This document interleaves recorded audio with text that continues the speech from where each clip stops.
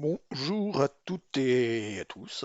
Donc on continue notre progression sur la programmation en langage Z80. Donc je rappelle que cette chaîne est dédiée donc à la programmation en langage Z80 sur n'importe quel, tout simplement,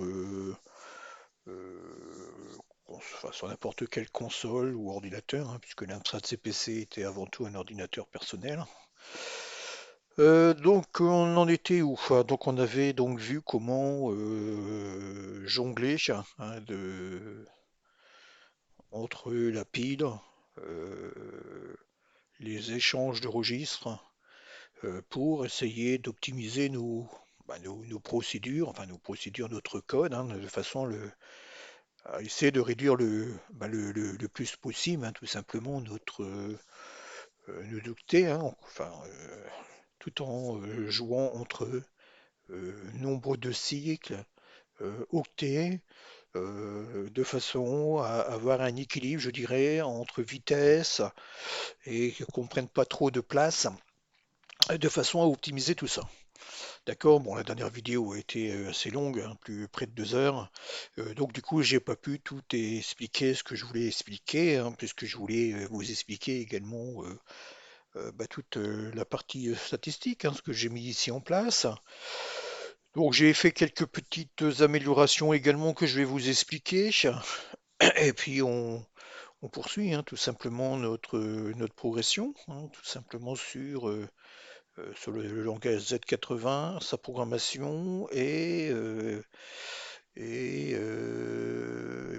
puis c'est tout, puis on y va, Alors donc du coup, qu'est-ce que on en était arrivé où? Alors,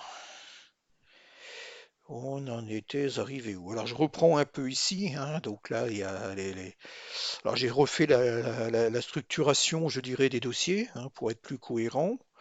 On va y revenir également, si j'oublie pas, Donc on a le begin code, on a tout ce qui est système. Alors vous voyez que j'ai mis par bloc, d'accord? Alors bien évidemment dans l'initialisation du système ici, il y a l'initiation du gateway, de l'IRM, du CRTC, etc., etc., etc. Tout ça, j'y reviens pas.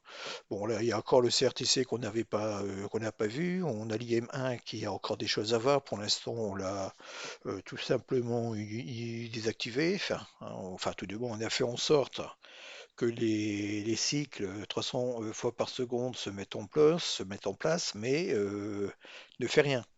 D'accord? Alors, donc aujourd'hui, qu'est-ce qu'on devait faire? Les stats, on va essayer de faire ça, les stats et les fonctions.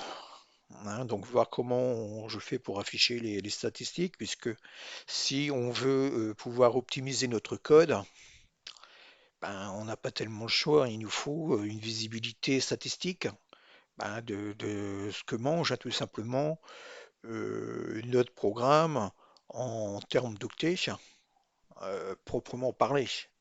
Euh, voilà, puisque donc je rappelle que un principe fondamental, c'est que les macros permettent de réduire le nombre de cycles et que les fonctions permettent de réduire le nombre d'octets. Les macros, donc nombre de cycles, procédures, fonctions vont diminuer le nombre d'octets et augmenter le nombre d'octets, puisqu'il va falloir ajouter l'instruction call qui prend 3 octets et 13 cycles, si je dis pas de bêtises. Et il faudra rajouter une instruction retour qui prend un octet et une dizaine de cycles. Il faudra regarder ça, j'ai plus en tête, à peu près. Donc on voit que dès qu'on va passer par une fonction, on va rajouter autant de cycles en plus. Mais on va gagner autant d'octets, et c'est là tout l'intérêt. Oui, alors je reviens sur ce que j'ai fait ici. Alors vous allez peut-être vous souvenir, si vous avez regardé la vidéo précédente, que on avait ici passé par un push DE, d'accord? Puis on avait dit, oui, c'est pas intéressant, enfin, on avait fait ça. On avait fait un échange des registres fantômes avec le registre AF, fantôme AF et registre AF. On avait placé donc D, puisqu'on avait la problématique que D a tout simplement été modifié, et donc du coup il fallait le reloger. D'accord. Et après, on avait refait donc un double échange, et puis on avait calculé. Donc là, ça faisait 1, 2, 3, 4, 5 octets et 16, 20 cycles. Et qu'avec un push et un pop, eh ben, on avait calculé que ça faisait 2 octets et 20 cycles. Donc on avait dit, bon, on gagnait en octets pour un cycle de plus. C'était pas significatif. Donc on avait machinalement dit, on va mettre un push DE. Une fois qu'on avait mis en place ce PushDE, on s'est rendu compte que du coup l'incrémentation des registres du registre E, c'est-à-dire le l'offset, bah, ne se faisait plus, puisqu'on réinstallait donc le DE initial. Et donc du coup, on devait faire 4 incrémentations de E au lieu de 2. Et on avait même vu qu'on pouvait passer par une addition, que ça gagnait un octet et quelques cycles. Mais tout compte fait, donc c'est plus intéressant, enfin, puisqu'on rajoute du coup à peu près 16 cycles et 2 octets. Donc là, on a une 2 octets, enfin 5 octets et 20 cycles. Et de l'autre côté, on avait été un cycle, mais on va rajouter à peu près 16 cycles, voire plus, un peu plus. Donc du coup, c'est plus intéressant. Donc on va rester avec l'échange des registres, hein, tout simplement, fantôme, hein, avec le registre fantôme, qui nous permet de gagner quelques cycles pour une perte de un octet, hein, si j'ai bien compris. Et encore, je pense qu'on perdait peut-être même pas d'octets. Bon, voilà, donc ceci étant dit, du coup, ça fonctionne très très bien. D'accord. Que dire d'autre? Oui, alors que je vous dise également. Donc ici, vous voyez que... alors oui, ça, le charchette, je vais revenir juste après. D'accord, donc ici, on avait fait donc LDHL, FT, puis Mini 45 plus 10 pour pouvoir se positionner à l'offset du chiffre 1 et de l'afficher. Donc on voit bien que quelque part c'est pas bon, puisque je ne peux pas, moi, une fois que le programme est lancé, modifier ça. Donc il m'a fait ça ici, cette fonction-là m'affichera toujours le chiffre 1. Et je n'ai pas possibilité euh, je dirais, de faire en sorte que le programme euh, change cela, hein, sauf par le fait d'aller ici en mettant une étiquette et faire de l'automodification, mais c'est pas le top. De même ici pour afficher donc un nibbles, ben, je suis obligé de passer par un chiffre, hein, le chiffre 9 et pas un caractère. Donc moi j'aimerais également pouvoir afficher un caractère, par exemple en disant je veux afficher le caractère 9 comme ça. D'accord? Alors, tout cela, ben, bien évidemment, c'est possible et ça va permettre également de faire encore un peu d'optimisation. Donc c'est un peu ce que je vais vous montrer ici. Alors donc ici le charchette, hein, qui est placé dans l'initiation ici. Alors que fait le charset? Alors vous savez peut-être ou pas que les caractères, hein, quand on imprime un texte à l'écran, chaque caractère a une valeur numérique qui est inscrit dans une table, ce qu'on appelle la table ASCII. L'Astrad CPC a également une table de caractères qui réagit de la même façon. Le charset ici permet de justement redéfinir les valeurs des chaque éléments qui lui sont passés ici entre les cotes, hein, tout simplement. Là, j'ai mis virgule 0 pour dire que tout simplement le premier caractère ici, si je tape un caractère, le chiffre 0, mais en caractère entre cotes, eh ben, il me retournera la valeur 0. Si je mets le chiffre 1 entre cotes, il va me retourner la valeur 1. Ce qui est d'autant plus avantageux pour nous, c'est que du coup, ça va être très simple de pouvoir adresser une chaîne.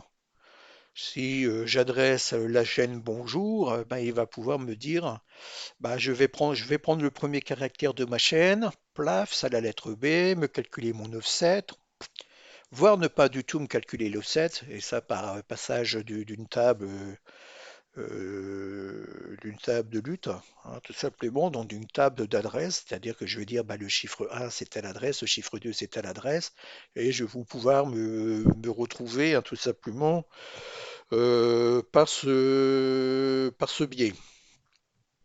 D'accord? Alors du coup, je vais vous montrer d'une part le fichier des data, hein. Alors, le fichier des data, donc, vous voyez que si j'ai un fichier noté data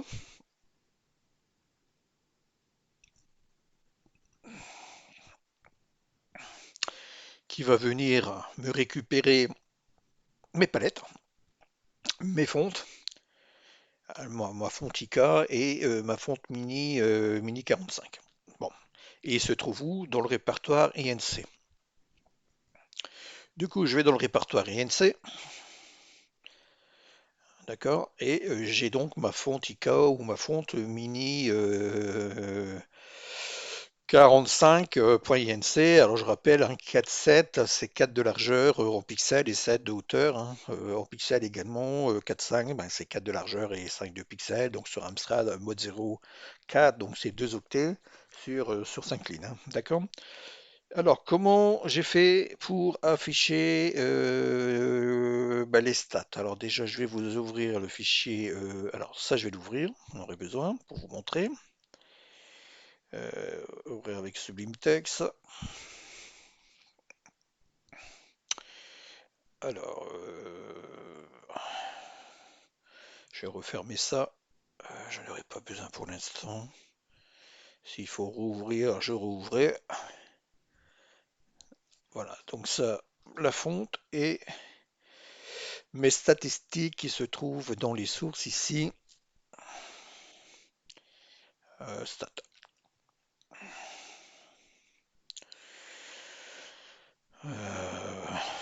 Voilà. Alors, je vous avais montré dans une vidéo qu'on pouvait déterminer la taille en octets de la palette en mettant donc une adresse de la palette et en mettant une adresse juste après l'insertion, hein, tout simplement de la palette. Et en faisant donc le label final moins le label initial, il nous calculait automatiquement le nombre d'octets. C'est un peu ce que j'ai repris dans ce fichier de statistiques.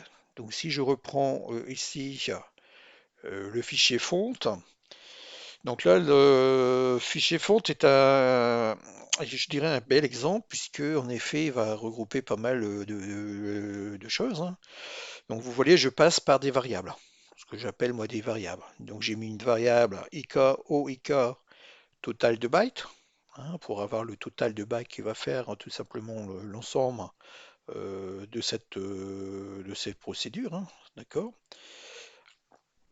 Je dis que pixel mode 0 byte, j'ai 2 octets en mode 0 pour la largeur de mon glyphe, hein, tout simplement. Glyph max, j'ai mis 16, puisque nous, on veut afficher en hexadécimal, donc on affichera les chiffres de 0 à F. Donc il y en a bien 16, hein, de 0 à 9, ça fait 10, et de A à F, il y en a 5, A, B, C, D, E, F, hein. Donc de 0 à F, ça nous en fera 16 glyphes. On a notre largeur qui est de 4 pour la fonte IK47, qui est de 7 en hauteur pour la fonte IK47, et ensuite je vais calculer, hein, vous voyez, hein, très simplement, la taille d'un glyphe, hein, donc 2 fois 7, 14, puisqu'on a 2 octets. J'aurais dû même rajouter byte ici, puisque au fait je calcule le nombre d'octets d'un glyphe. Et ici, je vais vous expliquer ça après. C'est la table pour la table de d'offset, hein, tout simplement.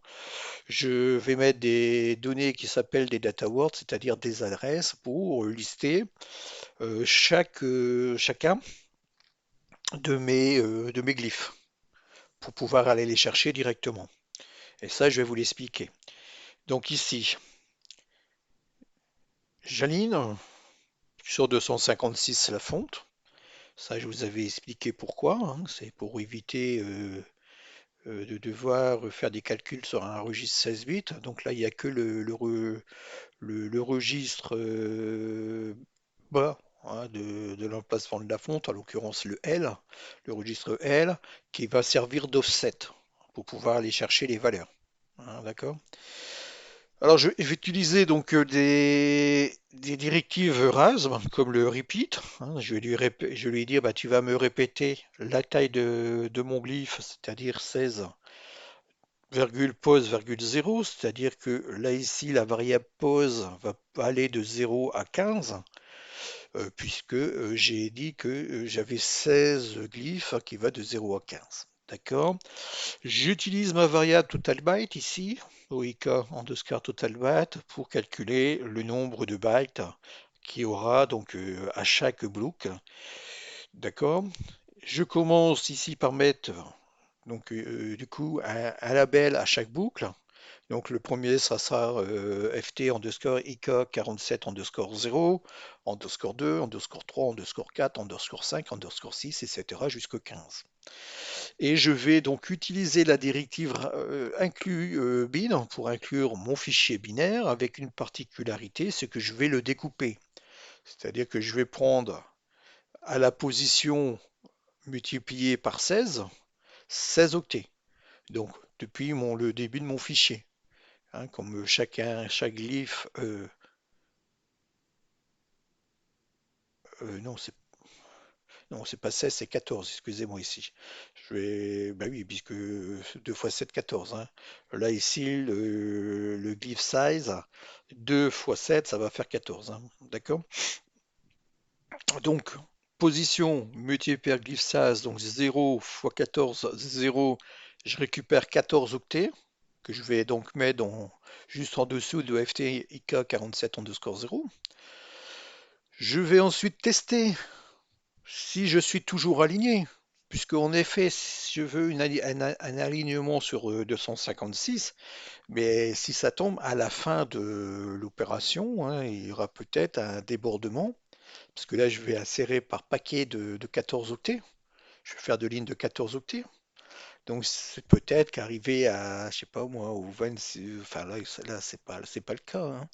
Mais si j'arrive à, péton, à la 26e, au 26e caractère et que ce caractère-ci euh, bah, déborde le registre L qui ne peut pas aller au-dessus de 255, je rappelle, bah, je refais un alignement pour remettre, pour m'assurer hein, tout simplement que le bloc, hein, là où ma fonte est implantée dans la page, sera bien aligné sur 250, sur 256 complètement. D'accord? Donc là, c'est pas compliqué. On va répéter donc 16 fois, on va ajouter donc 14 16 fois dans le nombre d'octets. Et à chaque fois, on va afficher FTIK 47 underscore post 0 donc avec les octets pour le chiffre 0, pose 1 avec avec les octets du chiffre 1, et ça jusque 15, puisque on a dit qu'on incrémentait bah, depuis 0 à 15, hein. Enfin, à partir de 0, on va faire 16, 16 boucles. Donc 16 boucles, ben, 0 à 15, ça fait 16 boucles. D'accord? Et là, je crée ma table de lutte, c'est-à-dire une table d'adressage. D'accord? Alors c'est pareil, hein, j'aligne sur 256. Comme ça, je pourrais faire juste l'incrémentation au niveau de L par pas de 2 pour pouvoir avoir chacun de mes glyphes. Je vais vous montrer ça juste après hein, pour que vous compreniez. Donc là, c'est pareil, bah, je viens de nouveau bah, rajouter 14, 16, 16 fois 2. donc à mon compteur total de bits, hein, puisque je vais boucler 16 fois. Et à chaque fois, je vais rajouter dans ma source DEFW le nom, vous voyez, IK underscore 0, DEFW, FT underscore IK 47-1, jusque 15. Ceci me permet de faire quoi? Ben, me permet de faire, hein, vous voyez ici, FTIK offset. Et ben maintenant, si je veux, moi, ici, utiliser ça ici, bon là, je suis sur une fonte de 5, donc c'est pas bien grave, hein. Du coup, je peux faire ça. Alors attendez, hop, je peux faire ça, ça va fonctionner, hein. Je peux faire ça, voilà, ici c'est 45, hein, puisque j'ai repris exactement le même procédé. Donc je dis que dans ma table de lutte, je vais chercher l'adresse de FTIK45 underscore offset, ben, plus 2, d'accord? Hein. Là où je faisais multiplier par ben là, 5 fois 2, 10, par 10, je fais maintenant plus 2. Donc si j'ai 26, si j'ai 26 caractères, je veux pouvoir faire bah, 26 divisé 2 pour avoir le dernier caractère. Vous voyez ce que je veux dire? C'est-à-dire que je m'assure que le L ici ne débordera pas de 255, même si j'ai plus que de raisons de caractères. D'accord? Ça va fonctionner, hein. Ça va fonctionner. D'ailleurs, je vais vous le montrer tout de suite, hein, que ça fonctionne.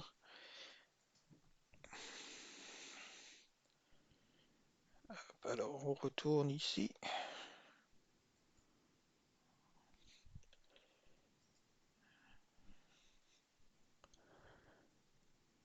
Ah, il me le trouve faux.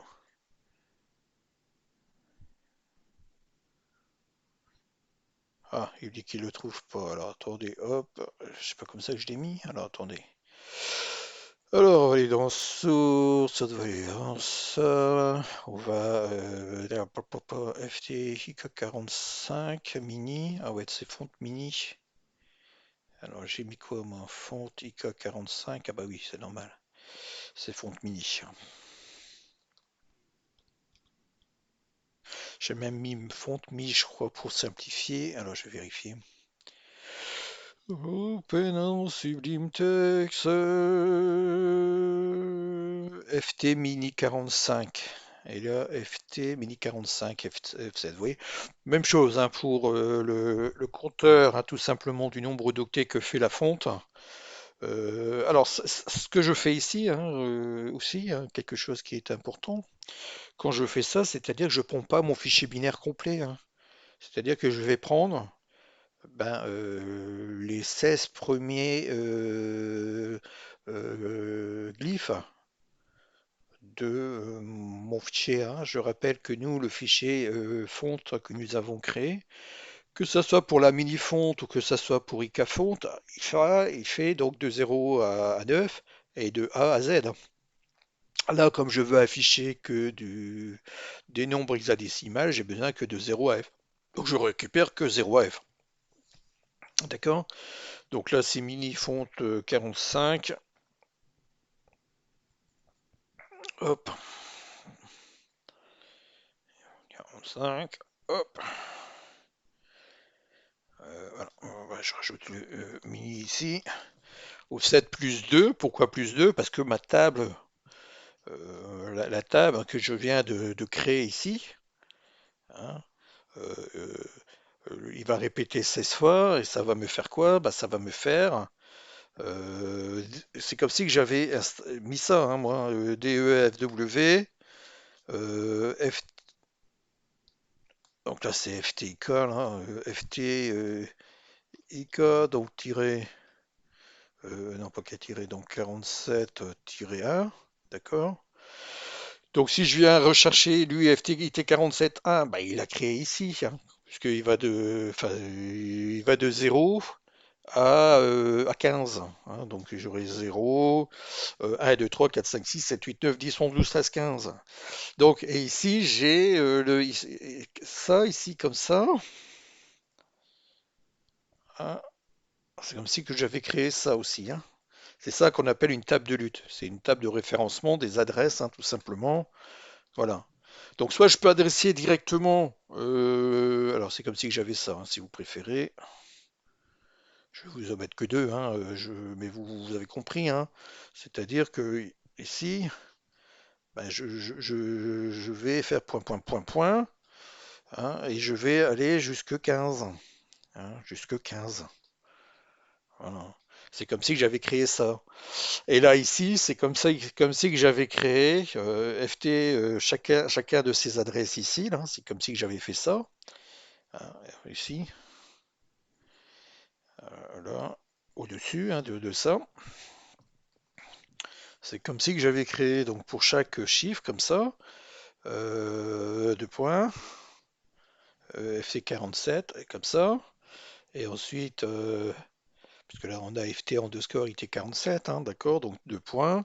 Et ensuite, sur chaque, alors sur chacun ici, j'avais un DB, j'avais fait comme ça, un DB, avec, hein, tout simplement, bah, les 14, les 14 chiffres, les 14 octets qui correspondent au chiffre 0.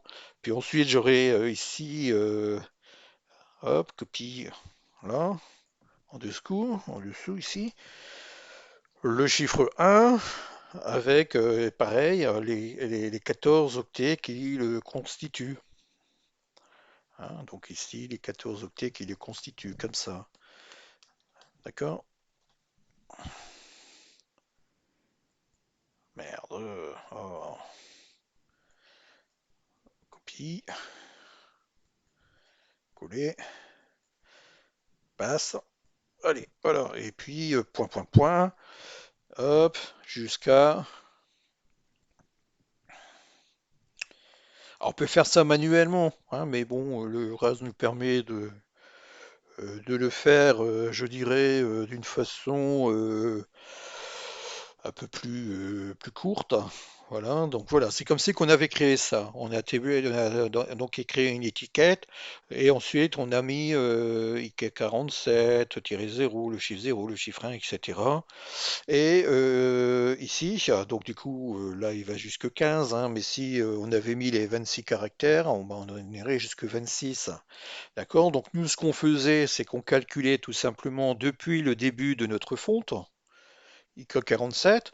Si on voulait afficher donc le chiffre 1, ben on faisait 14 fois ben, le chiffre, hein, qu'on voulait afficher pour arriver dessus, hein. Donc 14 fois 0 pour arriver donc, sur IK0, 14 fois 1 pour arriver ici. D'accord? Donc là, on voit qu'en faisant cette approche ici, si je veux afficher le chiffre 0, j'ai deux possibilités, hein. Soit je prends l'adresse, enfin le chiffre 1, on va dire, pour dire le 0, on a compris, hein.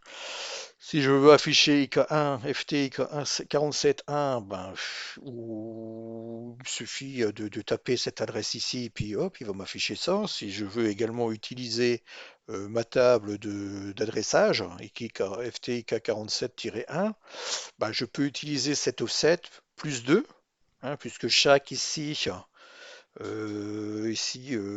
alors attendez, je vais commenter ça. Ah, donc là, on est un peu à un autre niveau, hein. On est à un niveau un peu plus poussé, hein, quand même, hein, que le niveau débutant, hein, ce qui est normal puisque on est maintenant arrivé dans le niveau 1, hein, d'accord? Et il va falloir comprendre tout ça, hein. D'accord? Donc ici, on a créé donc c'est ce que fait les deux repeats ici, hein, je rappelle. Et bien sûr, c'est aligné sur 256. Chaque IT47 underscore 0 est aligné sur 256. On s'assure que l'adresse ici, H, ça n'a pas d'importance, mais que le L est égal à 0. D'accord? de façon à voilà, bon, enfin vous avez compris, je pense, cela. D'accord? Donc, qu'est-ce que j'allais dire? Donc, maintenant, il y a plusieurs façons de faire les choses. Alors, on peut conserver notre façon initiale, hein, qui est ici, hein, c'est-à-dire qui était de noter donc le FTR underscore mini 45 plus 10, d'accord? Ou alors on peut faire ça, le FT mini 45 underscore offset plus 2 pour aller chercher la table d'adresse. Hein. Un label, n'oubliez pas, c'est un nombre. Hein. Un label, c'est un nombre qui correspond à une adresse. Donc là, je viens lui mettre l'adresse de ma table F7 mini 45 offset, hein, qui est ici, plus 2. Hein. Donc ça veut dire ici plus 2. Bah, chaque fois que vous avez un DW ici, c'est comme si que vous avez une adresse, par exemple, je sais pas, je vais dire n'importe quoi. Ici, bah, ça sera le E400, voilà.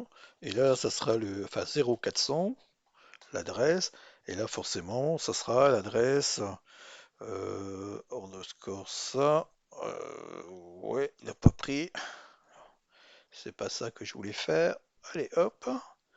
Ici, ça sera donc l'adresse 0402, puisque un Word ici, un DW ou définition Word, c'est 2 octets. D'accord? Et c'est une adresse. Là, moi, enfin, c'est une adresse, ça pourrait être autre chose. Mais les labels ici, ce sont des adresses. Donc, si je fais ça, moi, que j'ai dit, bah, je prends mon FT K47 offset plus 2 et que je prends bah, ce qui a cette adresse-là, hein. On a vu que quand on mettait entre parenthèses le label, c'est-à-dire qu'on vient chercher, on vient récupérer ce qui est à l'adresse de l'élément. Donc là, si je fais FTIK 47 offset plus 2 entre parenthèses, bien je viens chercher non pas la valeur de l'adresse ici, mais je viens chercher ce qu'il y a dedans. D'accord? Donc je vais charger tout simplement ici la valeur de l'adresse 0400 si ça a planté à 0400. Hein. Donc ça va, faisant ça, ça va fonctionner, hein, bien évidemment. Hein, que je vais faire ici, sauvegarder. Et si je compile cela,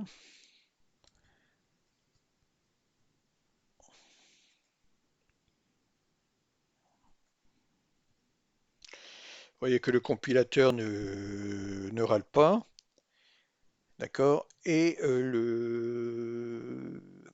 l'émulateur se lance automatiquement et lance le programme. Oui, il faut que je vous montre ça également. Voilà, et vous voyez qu'il n'y a pas de changement, il m'a bien affiché le chiffre 1. D'accord? Je peux le faire également d'une autre façon, hein, puisque je vous ai dit, hein, je peux très bien mettre, du coup, ben, tu mets dans HL FT 1, hein, puisque FT mini 45 underscore 1 étant une adresse, pour afficher le chiffre 1.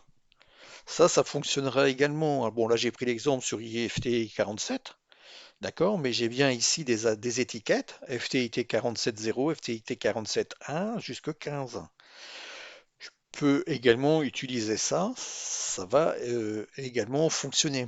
Hein, donc je vous montre. Hein.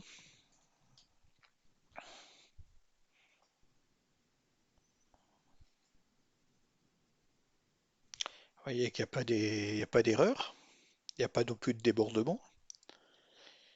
L'émulateur va se lancer.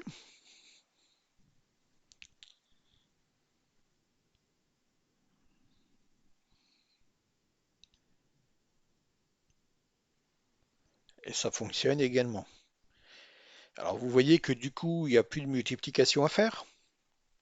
Hein, il y a juste un décalage d'un côté d'offset en faisant des plus 2. Hein, donc Si je veux afficher le chiffre 0, ben, je fais 0. Si je veux afficher le chiffre 1, ben, je fais je récupère l'adresse de la mini-fonte plus, enfin de l'offset plus 2. Hein, d'accord? Et ça ici, comme je vous dis, ben, ça fait que quand je tape le caractère 0, mettons ici, si je veux afficher le caractère 9 avec le FTID 47, ben, ça fonctionnera également. Pourquoi? Parce qu'il va me mettre tout simplement 9 fois. Hein, là, vous vous souvenez hein, qu'on faisait une multiplication dans le display ex Nibble. Donc on faisait 9 fois 2 fois 7, 14 pour pouvoir se positionner. Hein, mais là, ça va fonctionner également si je veux afficher les caractères. Hein, donc si je veux afficher le caractère ici comme ça, le caractère F, d'accord, ça va fonctionner. Puisque le chiffre F, je l'ai redéfini ici. Le caractère, excusez-moi, le caractère F, le chiffre. Le caractère F, vous voyez avec les cotes, hein, donc je dis c'est un caractère, ce n'est plus un chiffre. Hein, c'est plus le chiffre 15 que je veux afficher là, c'est le caractère 15. Mais le caractère 15 vaut le chiffre 15, puisque ici j'ai redéfini que chaque caractère commence de 0 à F, commence à 0. Donc de 0, 1, 2, 3, 4, 5, 6, 7, 8, 9, et A, B, C, D, E, F, donc F est bien le 15e caractère. Et ça, on en aura besoin par la suite pour afficher des textes, hein, tout simplement. Hein, puisque si on veut afficher des textes, eh ben, on passera chaque caractère dans la moulinette et puis le système va aller les récupérer. Donc là, vous voyez que je vais afficher le chiffre, enfin la lettre F plutôt, un peu le chiffre. Et ça va fonctionner également parce que j'ai redéfini tout simplement l'offset hein, de, enfin le charset. Hein. Donc vous voyez que le compilateur ne râle absolument pas.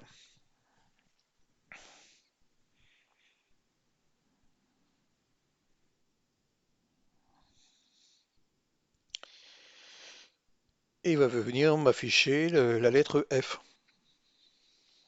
Donc j'ai la possibilité, ah bon, il va falloir simplifier les choses hein, du coup, hein, puisque là je fais quand même une multiplication, mais on voit qu'on aura, ben, on n'aura plus besoin de faire la multiplication, hein, puisqu'il me faudra tout simplement l'offset, enfin l'adresse de HL, d'accord, et enfin l'adresse de l'offset, plus deux fois la valeur de A.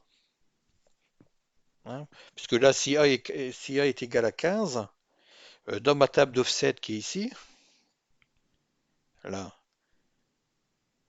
ouais, il y a encore même pas besoin.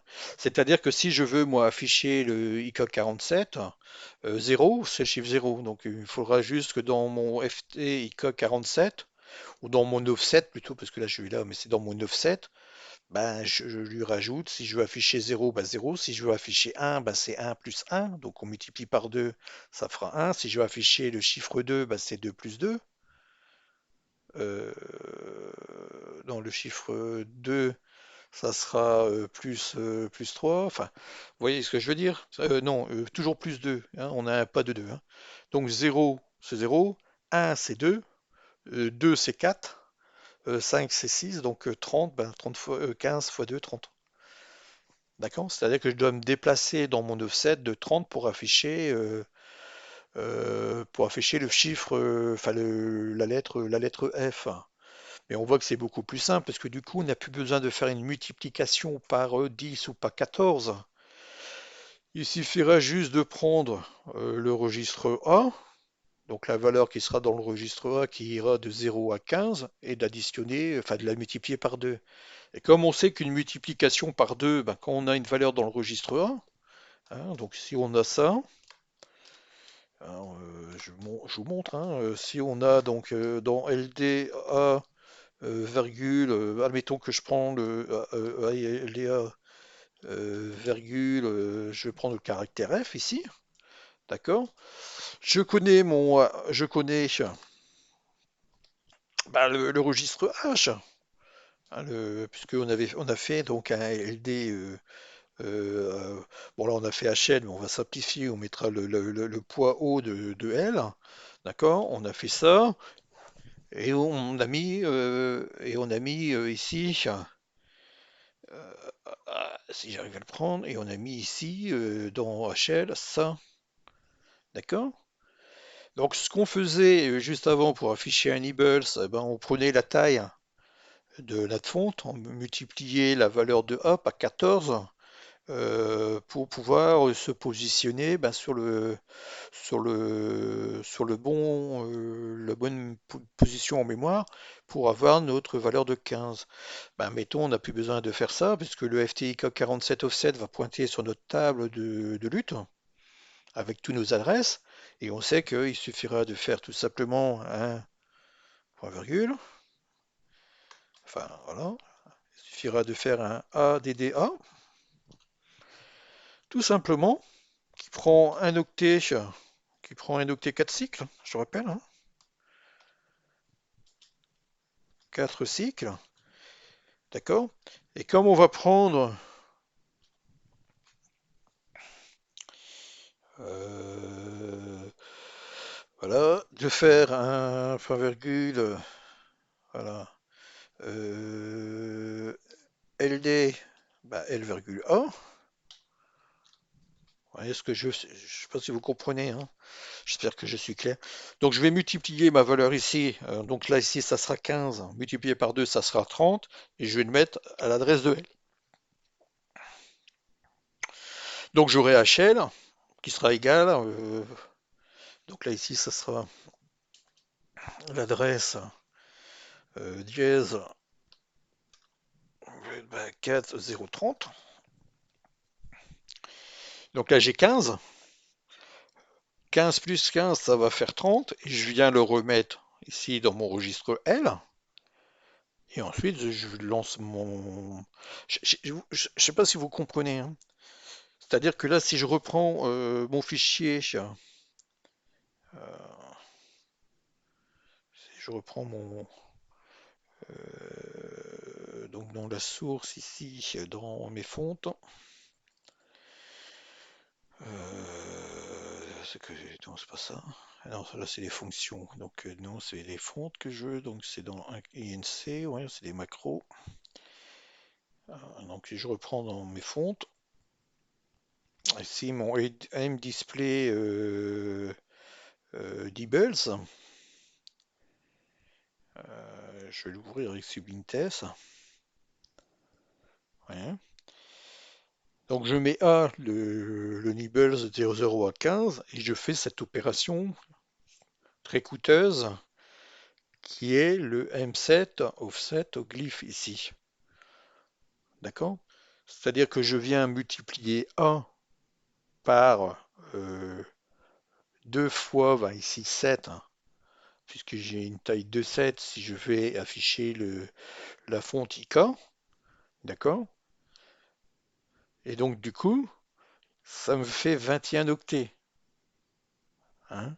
Alors que là, par une simple addition, j'irai utiliser le MFT Blitz glyph qui va m'afficher la même chose, mais il n'y a plus de multiplication avec un octet et 4 cycles. Donc on voit qu'on va améliorer les choses. D'accord? Donc je vais, bah ça sera la vidéo prochaine, hein, mais j'ai déjà préparé ça. Je voulais déjà vous l'expliquer. Là, nous, on va regarder, puisque c'était le but de cette vidéo, comment on, on fait pour mettre un fichier de statistiques. Donc, j'ai créé donc dans le répertoire, hein, des sources du programme un fichier stat.inc. Je vais utiliser tout simplement les variables de RASM pour pouvoir le faire. C'est-à-dire, vous voyez, pour les fontes, ben, j'ai utilisé OIK TotalBait que nous avions dans notre fonte ici, hein, le IK 47 ou le IK 45. D'accord? Donc j'ai mis OIK total byte ici, où je vais le mettre à zéro et que je vais à chaque fois calculer nombre d'octets d'une ligne, hein, que j'inscris, hein, tout simplement. Je n'oublie pas de rajouter également cela. Et donc, comme OIK underscore total byte est connue, puisqu'elle est créée, bah, je peux la récupérer dans mon fichier de statistiques pour dire, bah, voilà, la fonction, enfin, les datas de la fonte IK, c'est autant. La fonte de le total d'octets de la fonte mini, ben, c'est autant. D'accord? Tout ce qui est ici au niveau du programme, voilà, donc c'est tout ce qu'il y a ici. Donc, pour pouvoir prendre les statistiques ici, bah, le système, donc je fais système moins système underscore pour dire que c'est la fin du bloc système moins système. Et donc il va me calculer, bah, tous les octets que sont inclus par système ASM. D'accord? Voilà, ici, hein, octet système. Pareil pour le Gamini, pareil pour le update, pareil pour le render, pareil pour les subroutines, pareil pour la partie de fin de programme, hein. Donc tout ça, vous les avez ici, hein, le Gamini, le update, le render, d'accord, le fin jeu, fan game, fin jeu, d'accord, le subcode et les datas qu'on vient de voir. Le plus compliqué, c'était les datas, c'est pour ça que je vous ai montré comment j'ai fait pour les datas, puisque les datas, comme on fait des alignements sur 256. On ne peut pas juste dire ben, je vais faire FT underscore IK 47 tiré moins FT IK 47. Ça ne fonctionnera pas, on n'aura pas exactement le nombre d'octets que fait notre fonte, puisqu'il aligne sur 256. Donc il va nous mettre beaucoup plus d'octets. Hein, il va nous dire bah, 16 fois 14, mais aligné sur 256, donc ça va faire beaucoup plus. On n'aura pas notre compte réel. Donc on est obligé de passer par cette petite astuce de créer une petite variable et de venir faire les additions à chaque bloc. D'accord? Et ensuite, bah, c'est pas très compliqué, hein. Moi, je reprends tout ce qui est programme, j'additionne le tout. Voilà, j'ai un programme, j'ai tous mes datas, j'additionne le tout. D'accord? Ma palette, ben, on l'avait vu, hein, on fait hwpal underscore moins hwpal. J'additionne le tout dans OData total. D'accord? Et ensuite, mon total global, bah, c'est le total enfin, programme total plus OData total. Et puis après, je fais mes affichages. Donc je dis, ben, je mets un espace ici, à chaque fois on retourne à la ligne, hein. Donc je mets nombre d'octets total, ben, je vais afficher en int au total. Le nombre d'octets du programme, ben, c'est au programme total, au système, au Gamini, update, au render, aux fonctions, etc. Pour les deux data, ben, c'est au data total, au data pal, au data fix et au data ft mini, hein, tout simplement pour avoir l'affichage global. Ce fichier, il est inséré où? Ben, il est inséré tout en bas, tout simplement, de notre programme, qui est inséré ici. Hors de Handcode, puisque c'est juste du traitement pré-compilateur de RASM.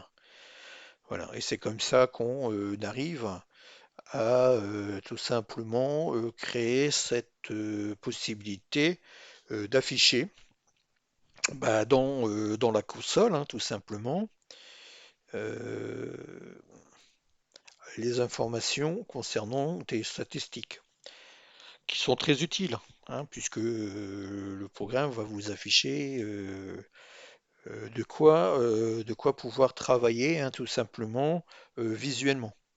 D'accord? Donc là, le programme va se lancer avec les éléments qu'on a transmis. D'accord? Donc là, bon, bah ça n'a pas changé, hein, ça fonctionne. Et puis ici, vous voyez, on a nos statistiques. Alors vous voyez que ici, par rapport à la vidéo précédente, le IK 7x7, on n'a plus le même nombre d'octets, puisqu'on n'a pris que les 15 premiers caractères de notre fonte. Enfin, les 16 premiers caractères de notre fonte. De 0 à F. Et là, pareil, on a pris les 15 premiers caractères de la mini-fonte. De 0 à F, ça nous fait 192 octets. Donc du coup, on a réduit tout simplement déjà le nombre d'octets par rapport à ce qu'on souhaite faire, hein.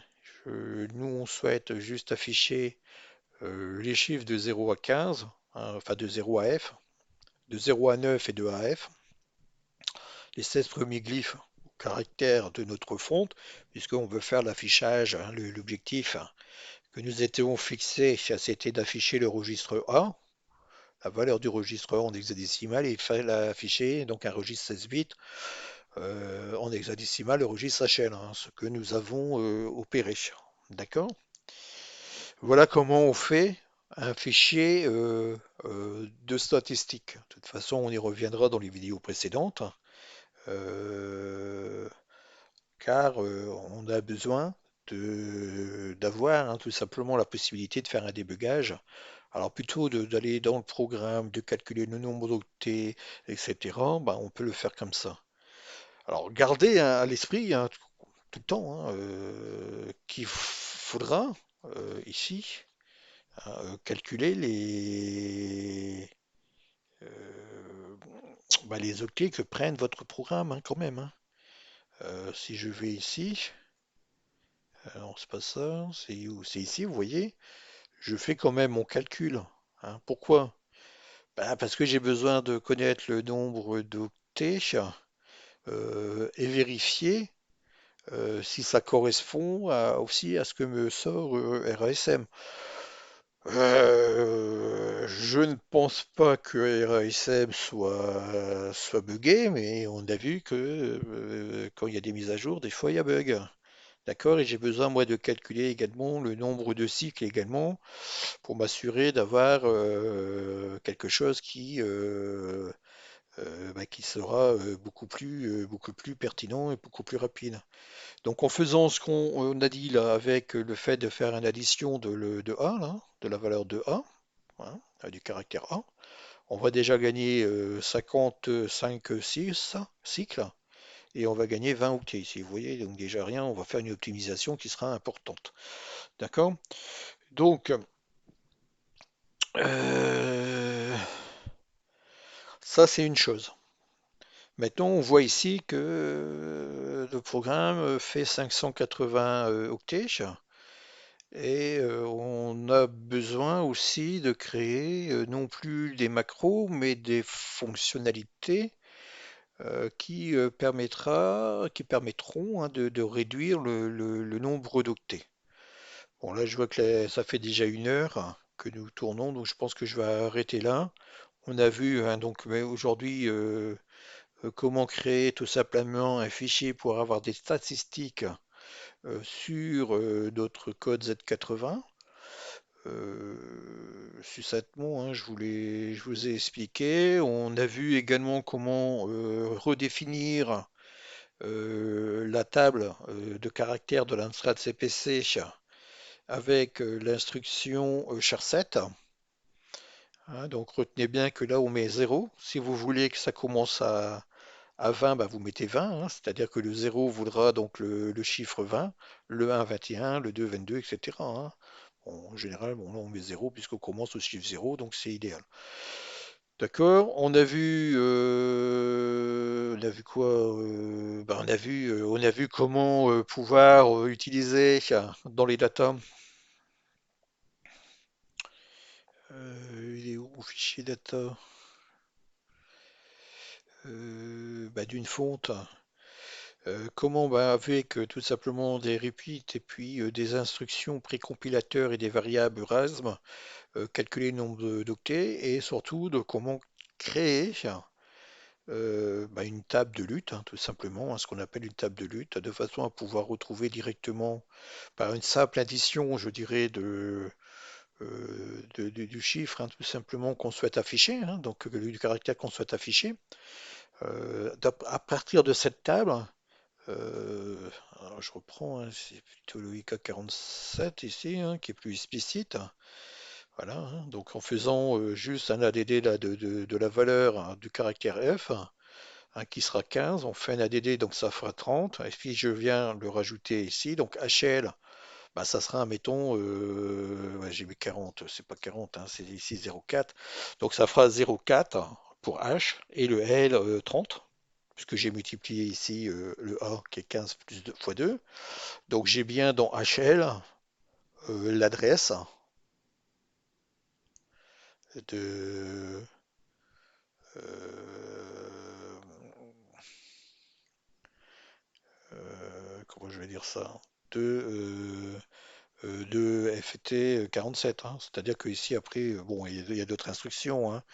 Je vais devoir du coup faire ici, voilà, ALD, hein, ALD, LD, alors, je vais voir, je vous mets ça comme ça, mais c'est pas comme ça qu'on va faire, hein.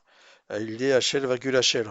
Bon, ça, je pense que ça n'existe pas, mais on va trouver une façon simple de pouvoir mettre tout simplement, une fois qu'on a calculé tout simplement dans HL la bonne adresse, d'aller chercher ce qui est implanté, hein, tout simplement, au niveau de HL. Bon, là, je pense qu'on va utiliser la possibilité de faire un EXX pour utiliser les registres fantômes, hein, tout simplement, hein. Mais bon, on regardera ça. Mais en tout cas, ça sera beaucoup plus simple que d'à chaque fois dire ah bah j'ai une fonte qui fait 2 octets sur 6. Donc je dois faire 2 fois 6, rajouter la table de multiplication, puisque je rappelle que dans la table mul 1 hein, également, on met à chaque fois la multiplication par 14, la multiplication par 10. Donc si maintenant on va sur Winning, bah, il va falloir faire la multiplication de 2 fois 8. Que dans l'octet par des comparaisons, bah, on va chercher hein, tout simplement la bonne multiplication, et tout ça prend en octet, hein, d'accord? Ok, donc bon, le but de la vidéo, c'était de voir comment créer un fichier de statistiques, bien que on a été un petit peu plus loin sur cette vidéo.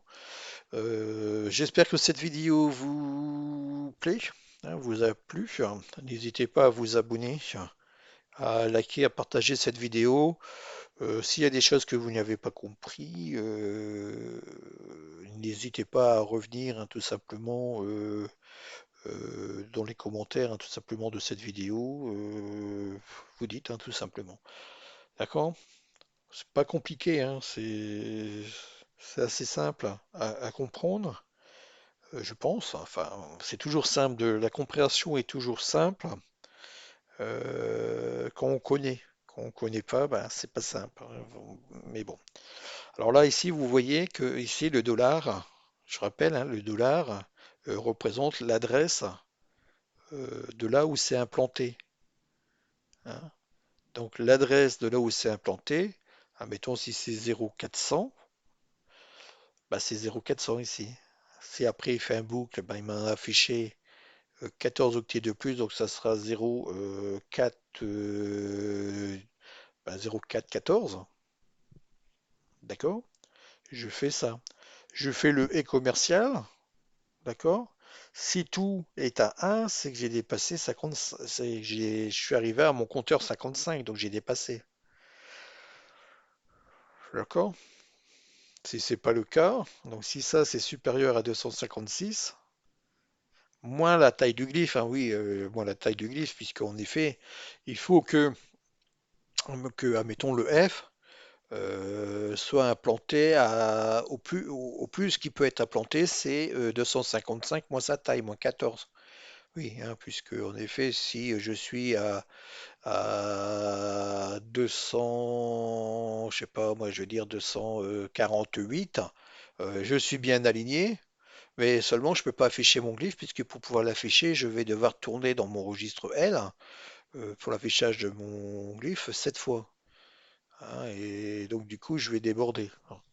Mais je pense qu'en regardant plusieurs fois la vidéo et en raisonnant, vous allez comprendre simplement les choses, hein, ça sera plus simple.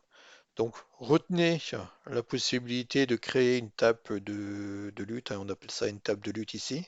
C'est une table qui va venir pointer sur chaque adresse qu'on va pouvoir utiliser d'une façon simple, vu comme on a vu ici. Hein, d'accord? Euh,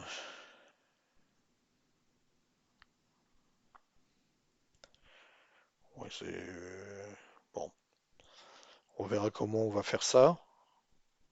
Ça va prendre un peu plus qu'un octet 4 cycles, mais on sera nettement moins que 21 octets, hein, je vous le dis. Hein. Surtout, on va se débarrasser tout simplement de ce qui nous gênait, c'est-à-dire de faire cette fameuse opération de multiplication ici. C'est dans un CLUD, ici dans les fontes. Alors c'était où que je faisais ça? C'était dans ça, je crois. Alors on va regarder.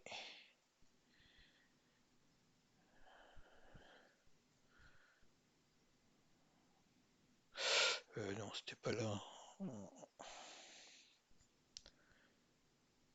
Euh,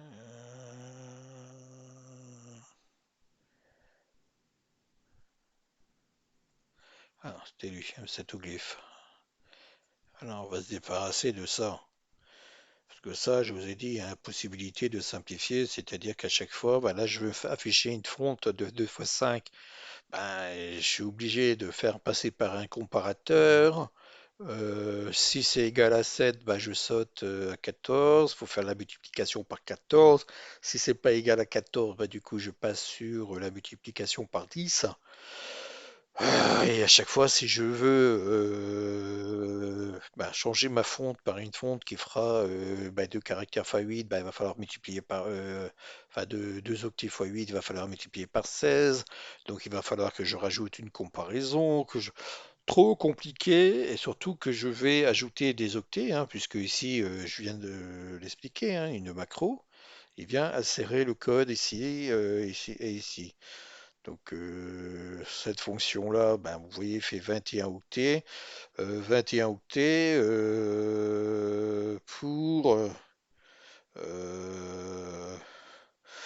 pour B égale à 7, hein, pour une fonte de cette ligne, et il fait 62, 59, 59 cycles pour une fonte de 7 octets. Et pour une fonte, bah oui, il fera toujours 21 octets, oui, ce qui est logique, puisque ça, bah c'est le précompilateur qui va afficher automatiquement là où sont implantés les macros, le code Z80. D'accord? Bon, bon, ouais, on est à plus d'une heure. Après, plus d'une heure, c'est compliqué à suivre. Donc, c'est pas évident, hein, de faire des vidéos. Moi, je veux pas faire des vidéos de 2 heures, parce que je trouve que regarder pendant 2 heures, c'est lourd. Hein. C'est trop lourd. J'essaie de me limiter à des vidéos d'une heure. Donc là, je vous ai donc expliqué comment faire le tableau des statistiques, comment utiliser la fonction précompilateur de RASM repeat pour pouvoir créer tout simplement des tables de lutte. D'accord? Je pense que c'est compréhensible. Et comment bah, utiliser, hein, tout simplement cette table de lutte ici. Hein. D'accord? Je vous ai expliqué le charset.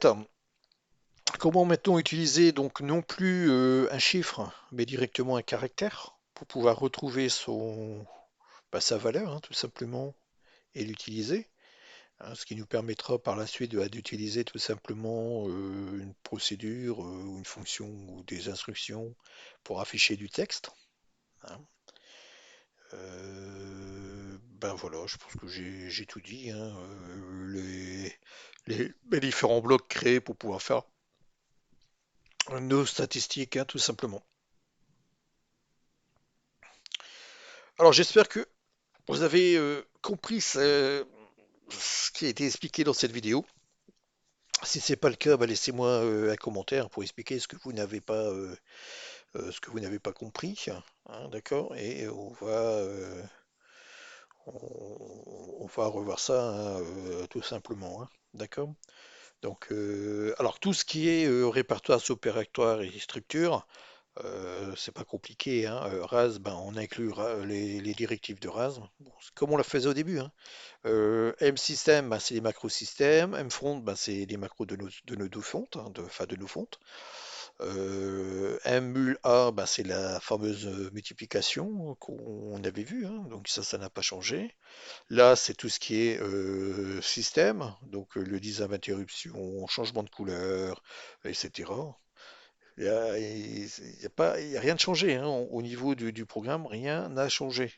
C'est juste tout simplement que j'ai restructuré de façon à avoir ici, hein, tout simplement, une, euh, une structuration fichier plus logique, hein, d'accord?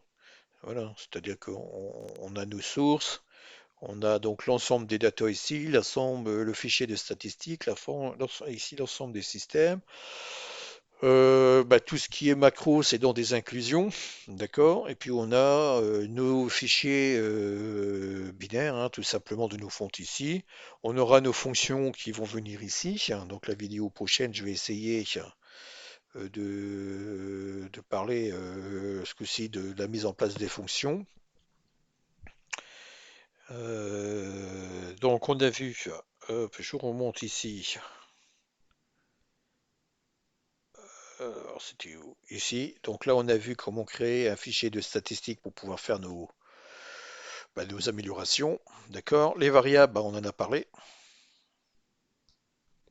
Donc ça, hop, voilà. Fonction et afficher un texte avec la fonte. Alors je sais pas si on va arriver en 1 heure à faire les deux. Je pense que oui. Puisque fonction, c'est pas compliqué en 780 de créer une fonction, hein, et de l'appeler, hein. D'accord? Voilà, donc vidéo prochaine, on va voir comment créer des fonctions pour réduire le nombre d'octets. Notamment, c'est voir la pertinence de créer une fonction ou pas. Parce que des fois, ça sert absolument strictement à rien, hein, de créer une fonction. Puisque si on crée une fonction et qu'on a une fonction qui fait, je sais pas, moi je veux dire, 10 octets, 5 octets et 15 cycles, créer une fonction va doubler, hein, tout simplement le nombre d'octets, enfin va rajouter des octets et des cycles, et ça n'aura pas d'intérêt, hein. Donc il vaut mieux rester en linéaire, même si on copie plusieurs fois dans notre code, je dirais la macro, hein, mais voilà, c'est plus intéressant. Si vous reprenez par exemple la macro pour pouvoir afficher une couleur, ben ça sert à rien de faire un appel à call, hein, il suffit d'utiliser les registres, hein, donc si je reviens sur ça, alors, c'est dans les systèmes. Si on va sur le gateway ici, c'est pour vous donner l'exemple, hein. Voilà, voilà. Donc ici, on a une macro ici qui fait la sélection du stylo. On va pas faire une fonction, il y a deux instructions, donc ces deux instructions ALDA, A, ALDA, quelque chose, ça va être du 2 octets 7 cycles, et un out C, A, bah, on ne pourra pas le réduire, hein. Donc on voit bien que ici, si on crée une fonction, on va rajouter à chaque appel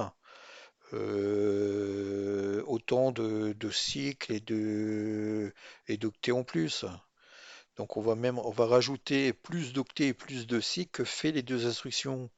Donc autant directement les incorporer en ligne, c'est-à-dire que incorporer la macron pour que la macro inclue, hein, tout simplement ces valeurs. Là où on pourrait créer, je dirais, une fonction, ça serait par exemple ici.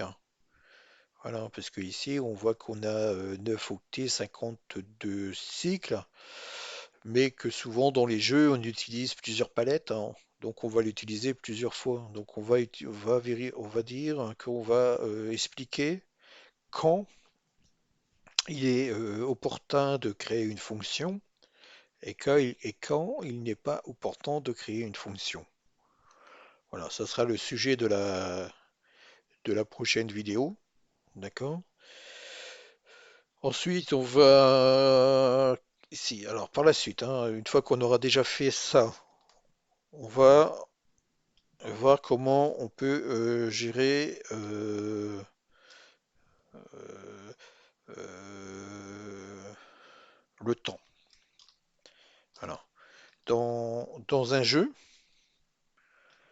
on doit pouvoir gérer la temporalité. Temps, la temporalité, hein. On doit pouvoir gérer la temporalité.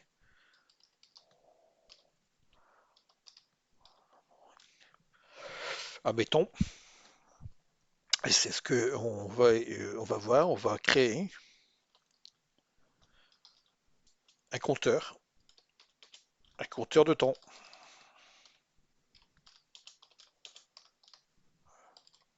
en secondes. Alors en plus ou en moins, hein, en plus ou en moins. C'est-à-dire, admettons qu'on a un jeu où on a une énigme à trouver en 60 secondes. Puis on a le compte qui fait 59, 58, 57, 56, 57, 58, ou 1 minute 30, hein, vous avez 1 minute 30 pour trouver une solution. Voilà. Ça, c'est clair qu'il nous faut une temporalité, hein, puisque ici, si on veut créer un compteur de temps en secondes, bah, il faut que on puisse calculer 60 secondes pour décrémenter, hein, tout simplement notre compteur. De même, pour créer des animations, hein, on peut dire qu'il nous faut une temporalité, hein. On va dire qu'on va afficher, bah, je ne sais pas si c'est, je sais pas moi, une animation de trois images. Bah, on va dire on va afficher les trois images. Chacune des images comment je veux dire, s'afficher, hein. Vous savez, une animation, c'est un cycle d'images, hein. On va afficher l'image 0 pendant 3 secondes, image 1 pendant 3 secondes, image 2 pendant 3 secondes, et ensuite on revient au début pour refaire l'animation. Quand on a un petit bonhomme qui se déplace, eh ben, c'est une suite d'images qui s'affichent alors au fur et à chacun à leur tour, selon une temporalité, hein. D'accord? Voilà. Donc, je vous dis donc à la vidéo prochaine. N'hésitez pas à laisser des commentaires, hein, s'il y a des choses que vous n'avez pas comprises dans cette vidéo, hein. Donc je rappelle, cette vidéo avait pour objectif de parler de statistiques de fonctions, bon, et de procédures, hein. C'est fonction procédure, hein, si c'est pareil, hein. C'est la fonction procédure. Une procédure, c'est une fonction, mais qui ne retourne aucune valeur, si vous préférez. Donc, c'est pareil, hein. Fonction procédure, c'est pareil. Langage C, c'est également la même chose, hein. Je vous dis, hein, quand on dit fonction procédure, c'est parce qu'on a souhaité distinguer le fait qu'une fonction retourne une valeur et qu'une procédure ne retourne rien. Voilà. D'ailleurs, vous pouvez créer une fonction, enfin une procédure qui retourne rien en C, hein. Vous faites un retour à la fin, hein. Vous tapez retourne sans rien mettre à côté. Il va faire donc une fonction procédure, mais c'est la même chose, hein. Voilà, donc j'espère que, enfin je me répète, hein, donc je vous dis donc une bonne journée et je vous dis donc à la vidéo prochaine. Je vais déjà optimiser, comme je vous ai dit, sur bah, nos procédures pour afficher nos blitz, le nibbles et revoir toutes ces procédures qu'on a déjà vues, d'accord, pour incorporer notre table de lutte de façon à ne plus avoir de multiplication, donc de réduire encore le nombre d'octets, hein. Tout ce qu'on fait, hein, sur ça, enfin, actuellement, c'est on a décidé de créer tout simplement une fonte pour pouvoir faire un débugage, d'accord? Pour pouvoir débugger des registres, débugger la mémoire RAM, hein, la VRAM, hein, pour voir ce qu'il y a dans le PC, hein, dans le CPC, hein, voilà. Et on fait cela de façon à ce qu'on soit le plus rapide possible avec le moins d'octets possible. Voilà. Et vous avez comme ça une vision de comment on fait, hein. Donc j'espère que je vais pas vous perdre, puisque là on commence à rentrer, hein, bien évidemment un petit peu à la fois dans des choses un peu plus complexes, mais qui restent accessibles par même des débutants. C'est juste de la logique, hein.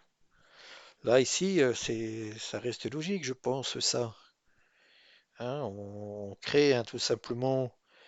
Grâce à cette boucle ici, bah, des étiquettes, comme ça, et 47,0. On met tout simplement les 14 octets correspondants, qui est là, et jusqu'au 15. Donc après, on peut aller les récupérer directement en tapant UEFT IK47,0 pour avoir le chiffre 0. IK47-15 pour avoir le caractère F, hein. D'accord? Mettons ici, il faut multiplier hein, pour pouvoir y arriver, ou alors il faut pouvoir connaître le. Ça dépend de ce qu'on veut faire. Si on veut juste connaître le chiffre 1 et afficher toujours le même chiffre, hein, c'est pas un souci. Par contre, là, il faut faire une multiplication. Ah, c'est compliqué. Ouais, il faut multiplier donc IK 47 par 14 si on veut arriver au chiffre 1, etc., hein. On est obligé de faire ça. Donc on crée des étiquettes pour avoir chacun de nos chiffres. On les met dans une table de lutte qui aura toutes les adresses correspondant à nos différents caractères de notre fonte. Et donc du coup, à partir de cette adresse ici, il suffira d'additionner par 2 à chaque fois pour retomber sur nos pieds. Et notamment, ça nous permet d'afficher plus de caractères qu'avec la fonction qui est celle-ci, hein, c'est-à-dire d'avoir hein, tous nos, nos caractères, on oublie enfin, tout simplement d'un bloc hein, et de devoir faire des multiplications. D'accord? Parce que si je veux afficher la lettre, je vais vous montrer, hein, si je veux afficher la lettre, je sais pas ouvert, oui, ici. Donc F, c'est 15. Hein, donc la lettre F, c'est le 15. 16, 17, 18, 19, 20, 21, 22, 23, 24. Si je veux afficher la lettre O, par exemple, hein, donc ça fera 24 fois 14.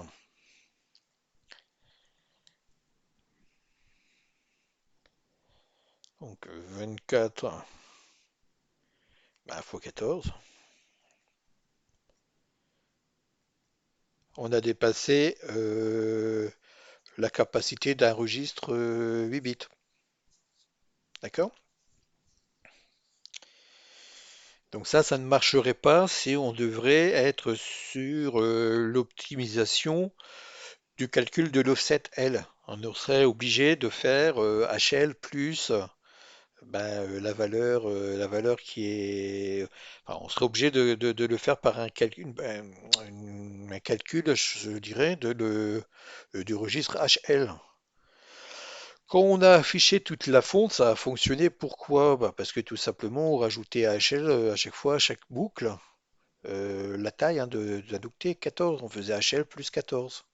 Et puis on affichait donc 0, le 1 plus HL plus 14, le 2 HL plus 14. Donc arrivé à G était à HL, on avait dépassé l'alignement sur 256, mais ça fonctionnait puisque du coup on rajoute un HL. On faisait un calcul sur un registre 16 bits et non plus sur un registre 8 bits. Là, du coup, comme on va passer par une table de lutte, hein, tout simplement avec des adresses, si je fais mes 26 caractères que j'ai ici, je ferai 26 fois 2. Je dirais même 25 fois 2. Et là, on voit bien que 25 fois 2, je suis dans mes 255, hein. Je suis à 50. Donc vous voyez que je peux rajouter beaucoup plus de caractères, hein. Si je fais 254, on va dire, divisé par 2, je pourrais même aller jusqu'à 127 caractères. Largement pour mettre les points, les virgules, les deux points, pour l'interrogation et d'autres caractères que je souhaiterais rajouter hein, si je souhaiterais faire l'affichage de ces caractères. D'accord? Allez, je vous dis à la vidéo prochaine. Passez une bonne journée. Au revoir.